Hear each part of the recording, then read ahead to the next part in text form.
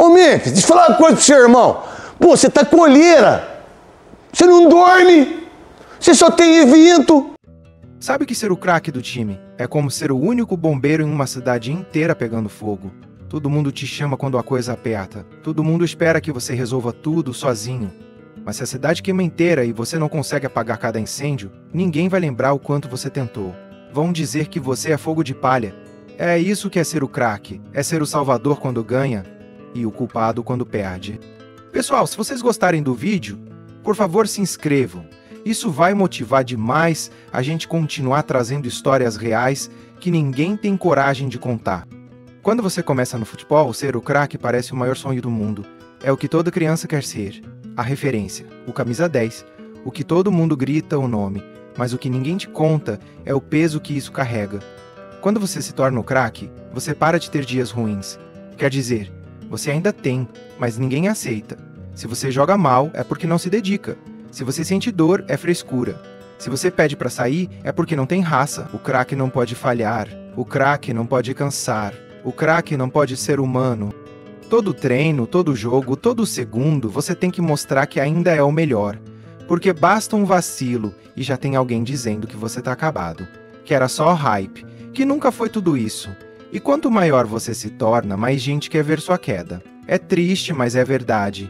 Tem torcedor que prefere ver o craque do próprio time fracassar, só para poder dizer eu avisei, e isso te machuca de um jeito que ninguém imagina. O craque vive cercado, mas se sente sozinho. Porque quando o jogo aperta, todo mundo te dá a bola, mas ninguém aparece para te ajudar. Você é o plano A, B, C e D. E se você não resolver, o time inteiro desmorona. E aí é tudo culpa sua.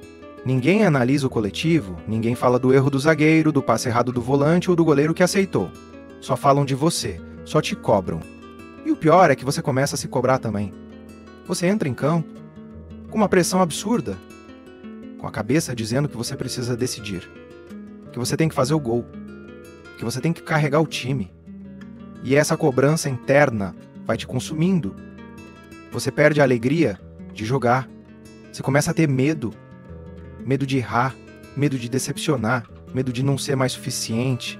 O problema é que quando você é o craque, as pessoas esquecem que você também sente. Elas te tratam como um personagem, um robô programado para driblar, dar assistência, fazer gol e comemorar bonito. Mas ninguém vê os bastidores. Ninguém vê as noites mal dormidas, as dores que não passam, a pressão da diretoria, o torcedor te xingando nas redes sociais, a mídia te crucificando no dia seguinte. E mesmo assim você tem que sorrir no treino, dar entrevista, posar pra foto, porque se você mostra que tá abalado, vão dizer que você é fraco, que não tem psicológico, que não serve mais pro alto nível.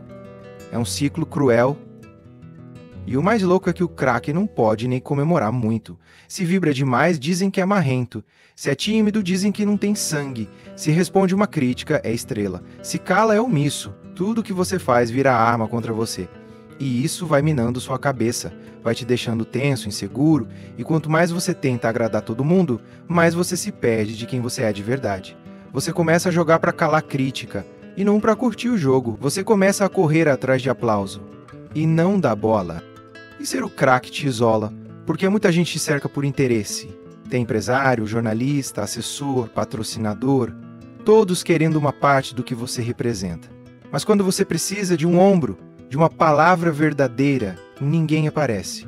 Porque o craque não pode ter crise, não pode chorar, não pode pedir ajuda. O craque é o super-herói, mas ninguém lembra que até herói quebra. A verdade é que o craque é sempre o primeiro a chegar e o primeiro a ser mandado embora quando as coisas não vão bem.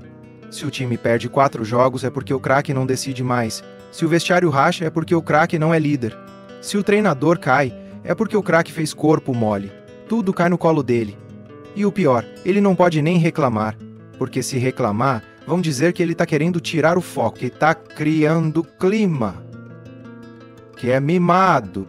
E assim, ser o craque vai te consumindo, aos poucos, por dentro, que você sente que precisa ser perfeito o tempo todo, que não tem margem para erro, que uma jogada errada pode apagar anos de dedicação. E você começa a viver em alerta, com medo, com ansiedade, com raiva até, de tanta cobrança injusta, e ainda assim você veste a camisa, entra em campo e tenta dar o seu melhor. Mesmo sabendo que se o resultado não vier, vão apontar o dedo para você. sempre pra você. E o pior é que muitas vezes os próprios companheiros começam a te olhar diferente. Porque no fundo todo mundo sabe que você ganha mais, que a torcida grita mais o seu nome, que a imprensa só quer saber de você.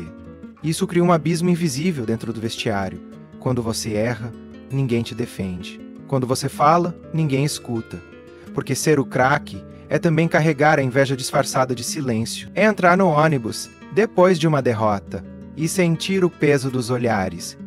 Como se tudo fosse sua culpa. Como se você tivesse traído todo mundo por não ter resolvido o jogo. E aí você começa a carregar a culpa até quando não devia. Você perde um pênalti e passa a semana inteira lembrando do chute. Você dá um passe errado e revê a jogada 1000 vezes na cabeça. Você começa a duvidar de você mesmo. E isso no futebol é como jogar com o pé amarrado, porque o craque precisa ter confiança para arriscar. Mas como é que você vai ter confiança se todo mundo tá esperando você falhar só para poder te derrubar? E tem mais, o craque é sempre o exemplo, mesmo quando não quer. Se você chega atrasado, o grupo acha que é bagunça. Se você sai para jantar, dizem que você não tá focado. Se você fala uma verdade, dizem que você tá criando crise. Então você vai se podando, vai se calando, vai virando um boneco que faz o que esperam. Só que por dentro, você já não sabe mais quem você é. E aí um dia você se olha no espelho e não enxerga mais o garoto que jogava bola por amor. Só vê um cara exausto tentando agradar todo mundo. E mesmo assim você continua. Porque desistir não é uma opção. Porque tem gente que depende de você. Porque você quer provar que ainda é o cara. Porque o futebol foi tudo que você sonhou. Mas quanto mais você tenta voltar a ser feliz jogando, mais cobram, mais exigem, mais te esmagam. Até que chega um ponto em que você começa a jogar só para sobreviver. Só para não virar manchete negativa. Só para não ser humilhado nas redes. E é nessa hora que você entende que ser o craque do time não é só ser bom de bola, é ser forte mentalmente, é suportar o peso de ser amado e odiado ao mesmo tempo. É saber que você vai ser julgado pelo que fez ontem e nunca pelo que fez a vida inteira. É entender que no futebol o craque só vale até o próximo jogo. E o mais doído é quando a própria torcida te vira as costas. Aquela que gritou teu nome, que fez música com teu apelido, que te tratava como rei, de repente começa a te vaiar, começa a chamar de mercenário, de mascarado, de pipoqueiro. Tudo isso porque você não conseguiu decidir um jogo, porque você não sorriu na entrevista, porque você tirou a camisa depois de ser substituído. O craque não pode ter um dia ruim. O craque não pode se frustrar. O craque tem que ser máquina, mas você é humano, você sente. Você chora no banho depois de um jogo ruim, você se tranca no quarto depois de uma derrota, você liga para a mãe chorando, mesmo sendo um homem feito. Mas ninguém vê isso. Eles só enxergam o que está no campo. E se no campo você não brilha, parece que tudo que você construiu vira nada. E às vezes nem ganhando você escapa. Porque se o time vence e você não foi o protagonista, falam que você sumiu, que você não é mais o mesmo, que o time carrega você. É um ciclo que nunca acaba. Você pode fazer 2 gols hoje, mas se não fizer nenhum no próximo, vão dizer que você está em uma fase. Vão comparar com outro jogador, vão dizer que você perdeu a fome, que já está acomodado, e a pressão vai subindo. E você vai tentando provar o contrário. Vai jogando com dor, vai voltando de lesão antes da hora, vai se destruindo para continuar sendo o craque. Só que esse rótulo começa a te matar por dentro. Porque ele é bonito quando tudo tá dando certo. Mas quando dá errado, vira uma prisão. Uma cela onde você tem que sorrir o tempo inteiro, tem que dar resultado o tempo inteiro, tem que se comportar o tempo inteiro. Você já nem vive direito. Não sai mais de casa. Não atende mais o telefone. Não confia em ninguém. Porque qualquer coisa pode virar notícia. Qualquer deslize pode acabar com tudo. Ser o craque do time é viver com um alvo nas costas, saber que todo mundo te observa, esperando um tropeço. É viver num campo minado, onde qualquer passo em falso explode sua reputação. E mesmo assim, você volta pro jogo, porque no fundo, você ama tudo isso, mesmo doendo, mesmo sendo injusto, porque o futebol te deu tudo, só que às vezes também tira sua paz, tira sua alegria, tira sua liberdade. E aí você percebe que ser o craque também é ser refém. A verdade é que ninguém prepara o craque para o dia que ele vai falhar. Todo mundo só treina o talento, mas ninguém ensina o que fazer quando ele vira alvo. Quando a imprensa começa a distorcer frases, quando a ex-jogador começa a te atacar na televisão, quando você entra em campo sentindo que já perdeu antes mesmo do apito inicial. E sabe qual é a pior parte? É que muitas vezes nem o clube te protege, nem o treinador te banca, nem os companheiros te defendem. Porque todo mundo sabe, quando o craque balança, o castelo todo desmorona.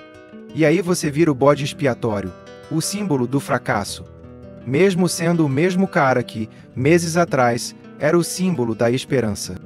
E aos poucos você começa a desacreditar de si mesmo. A dúvida vai se infiltrando igual infiltração em parede velha. Você começa a jogar sem ousar, sem tentar o diferente, sem arriscar o chute de longe, o drible improvável, o passe que quebra a linha. Você vira mais um craque com medo, um craque apagado, um craque em silêncio. E as pessoas confundem isso com soberba. Dizem que você se acha, que você está se poupando, que você não liga mais.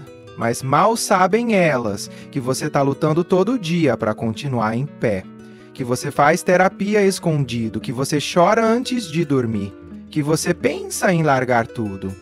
Mas você não larga, porque no fundo tem uma voz que insiste, que diz que tudo isso vale a pena, que lembra dos dias em que tudo fazia sentido, da primeira vez que seu pai te viu jogar, da primeira chuteira nova, do seu nome sendo gritado no estádio. Essa voz segura tua mão quando tudo desmorona. Ela diz, respira, só mais um jogo. E você respira, e volta. Porque mesmo sendo horrível às vezes, você ainda ama o jogo. Você ainda ama o campo.